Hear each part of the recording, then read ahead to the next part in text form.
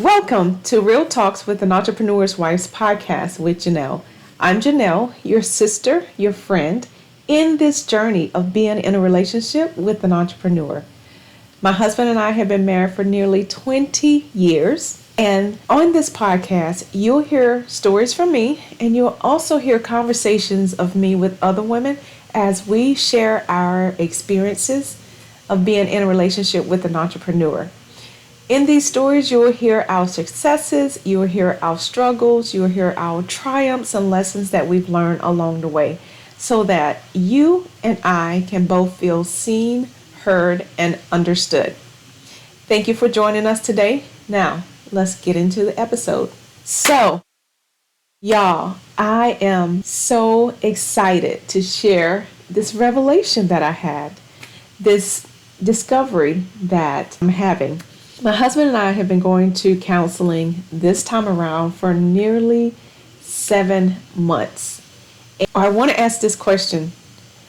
Is there any particular words or phrases that your husband or a significant other says that triggers you? The trigger might either rile you up or shut you down. I'm only going to talk about one of them today. And the reason why is because I have a revelation and I'm seeing myself and why he said those things, why he would say it.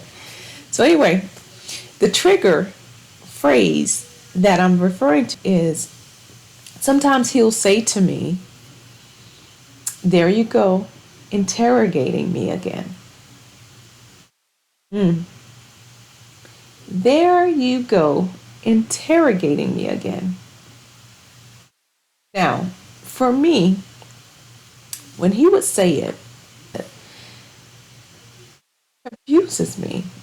And the reason it confuses me is because my reference point of the word interrogation around something in the legal system where the law is trying to get to the bottom of something, or somebody's trying to get to the bottom of something. Maybe a crime has been committed or something of that nature, and now somebody's trying to get to the bottom of it. Either there's been some type of wrongdoing that somebody has done, and now they're being asked questions. And so that's where my point of reference comes from as it relates to interrogation. And so whenever he would say that to me, it would throw me off. It would confuse me. It would make me shut down sometimes, and sometimes I would argue back. I'll say it like that. I would argue back the point because, of course, I didn't feel like I was interrogating. And so what I realized is that my interrogation, as he would call it, was more so in situations where either I was trying to make a simple request or I was trying to get him to come to a revelation or some type of conclusion that he was not coming to. But anyhow, we've been going to counseling, and the counselor was talking to us about our ways of communicating. And what she said to me is that when I'm communicating with him, sometimes I use a lot of words. She said, it seems like sometimes you use a lot of words. It's like you're trying to build a case. Now, she said that, and I recall my husband had said that before as well. But when he would say it, it didn't make sense because what am I trying to build? Was what was going in my mind. Again, my reference point to the term interrogation was something totally different from the situation that we were in or the discussion that we were in at the time. And so, like I said, the counselor, that was the explanation, or that was what she was talking to us about. And I started to see it. And I realized that I don't do it just with him, that I do it and have done it with my son.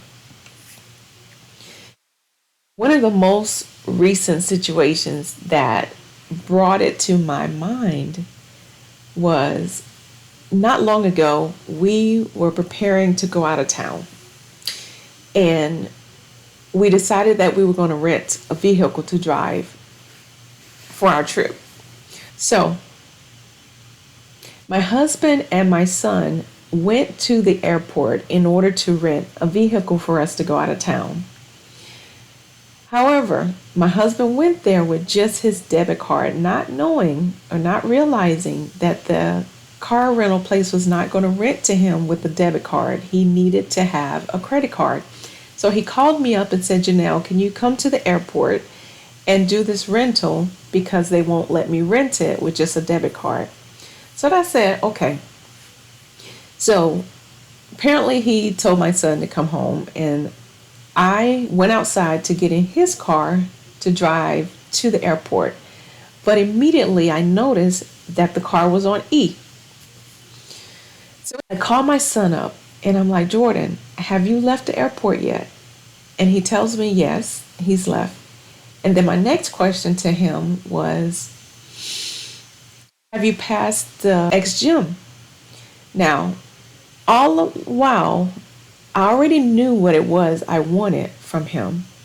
And what I wanted was for him to meet me at the Circle K so that we could swap cars, and he would put gas in my husband's car and I would drive my car to the airport where my husband was.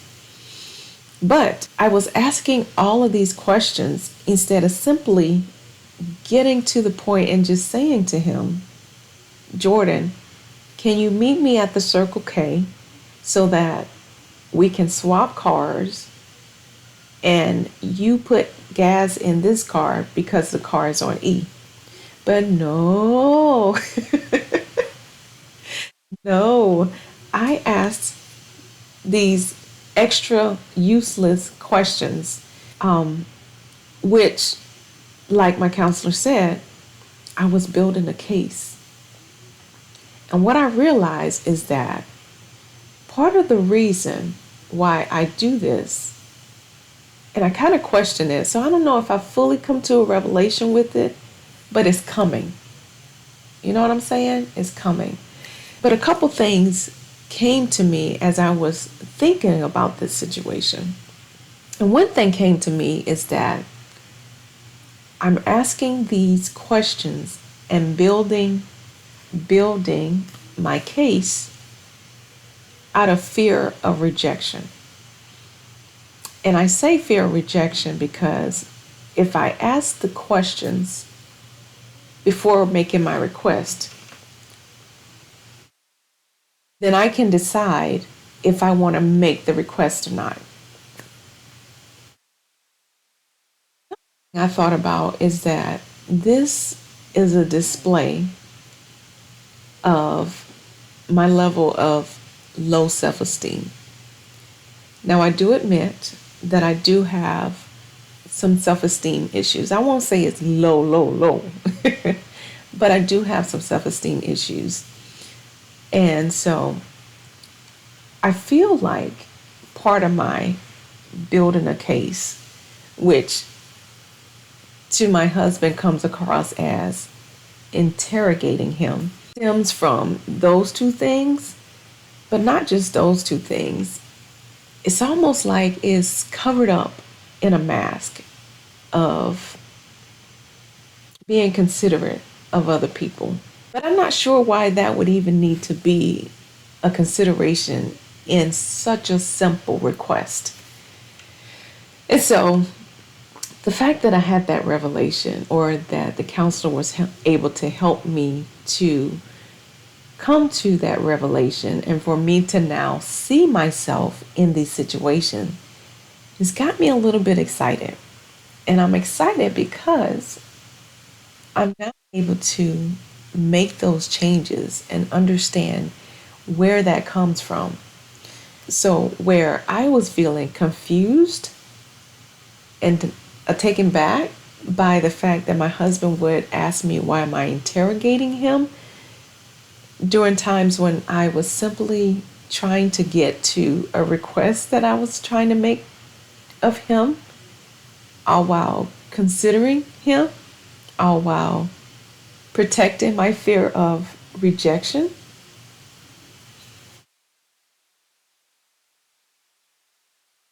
Because I'm able to do something about that.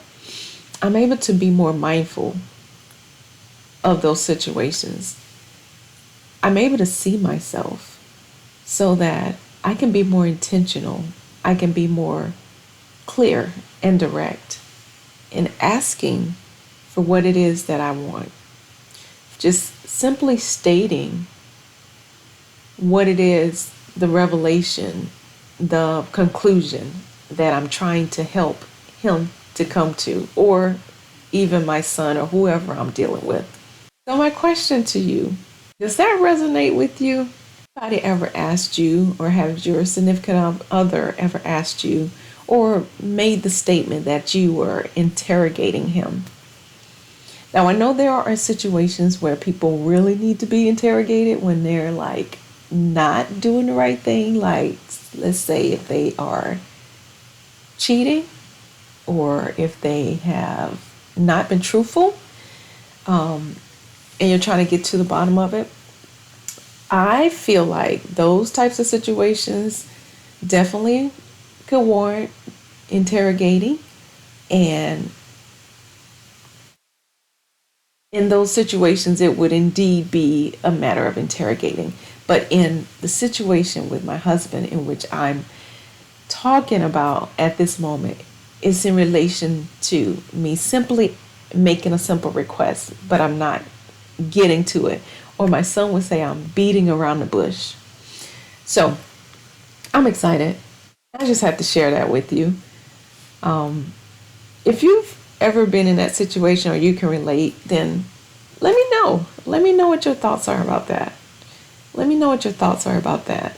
Are there any trigger words? Are there any trigger words that your significant other might say to you sometimes that you're trying to understand? It's triggering and you're not really sure why it's triggering you. Let's have a conversation about it. But anyhow, I just want to thank y'all for this time. Thank y'all for listening. Thank you for, your being here in an attempt to make you better, in an attempt to feel seen, heard, and understood. Thank you for listening to me and providing this space so that I feel seen, heard, and understood. In future episodes, you can look forward to seeing conversations with me and other women as we share. If you have an experience, if you have had a journey or are on a journey and want to share your experience or share a story or a situation in which you think that other women can benefit from, then I invite you to be a part of the show. I invite you to be a part of the show. Let's have a conversation so that you feel seen, heard, and understood, so that you can help other women. Please like, share, and subscribe to this podcast. Please like, subscribe, and share this video. Share this podcast with 2 women that you know could benefit from the conversation. Again, you've been here spending time with me, Janelle, your sister, your friend, here with Real Talks with an Entrepreneur's Wife. Until next time, bye. And so effective communication is about clarity and confidence. Instead of overcomplicating our requests with unnecessary questions, we should focus on stating our needs directly. This not only saves us time, but it also fosters healthier relationships and clearer understanding in our interactions.